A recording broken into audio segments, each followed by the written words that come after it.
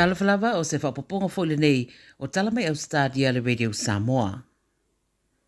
O le whailua inga le Palemio New Zealand, Chris Hipkins, ma le Palemio Australia Anthony Albanese le vai asanei i Canberra, o li poti mai sa tango fiai mata upo pe o le toi tipoti atu o tangata anu o New Zealand mai Australia pe aso tu la fono, a toai ma le mata upo ni vai ngayanga waa i tangata New Zealand o lo au maui Australia i le teminei.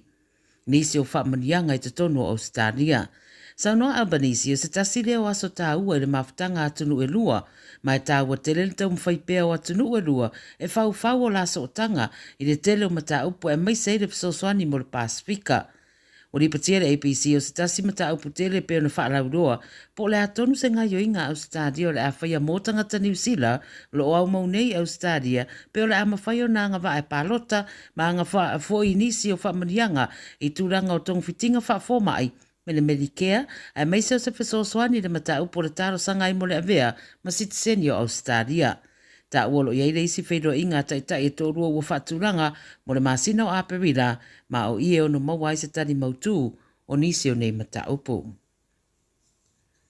O se afi tele wa se sawane se tasi o whalenga osi o loa i merepone, wa lapta ia itangata e au maura latane ia no nofo i o lato mauta mo le saunga le mu. O leo na whaila lato petolo ai loa i le afi le wa se sawane i le whalenga osi o loa i Olive Grove i Keybro i Melpone, te ale titi na pole lima i le vavau ana leina.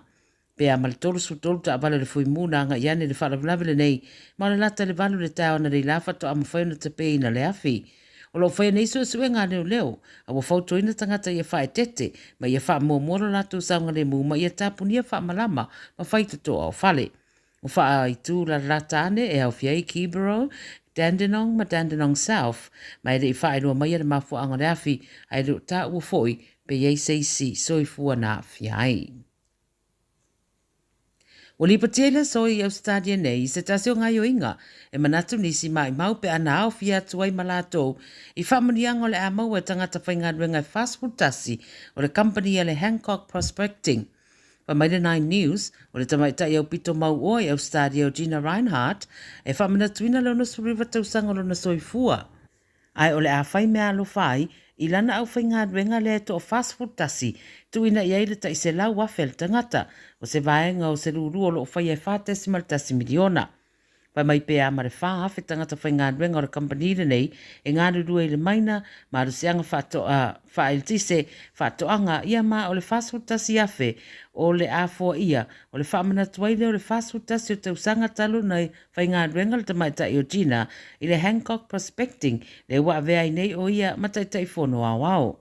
O Reinhardt, wa atoa le ono suriva tausanga o le nasoifua le tausanga nei, ma o le tau au whai o le tamau ainga o le tamaitai, tolu sud whapiriona. O leo tai mamau sa taime na mawhai leo na whai ada tui pui pui lo na lima o le COVID se furuiwa, le ua whai lo mai mōtanga ta mātutua i Australia nei.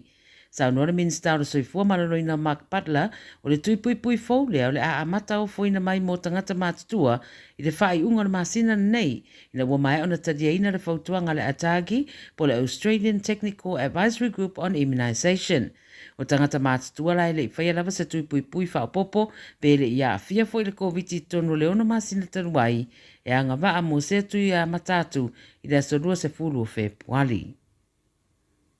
Ma le tala muli, o le soe tura ia ilu mo le whamasinonga se ali ua mōria le whalavlave, na mari waise tamatiti se fulu tausanga le whalavlave tau taavale, na tupu i Hunter Region tausanga na tenei. Le masina o ke topo le tausanga taruai na whaavave nei le fisosoani whaavave tari atu i di poti o se taavale o le Toyota Prado o se ese malea le tele ma taavale vale. O le isi o le pasese o le taavale o si tamaititi le se fulu tausanga na umai lavalo na ola le nofuanga na tupu ai le whaalavelave.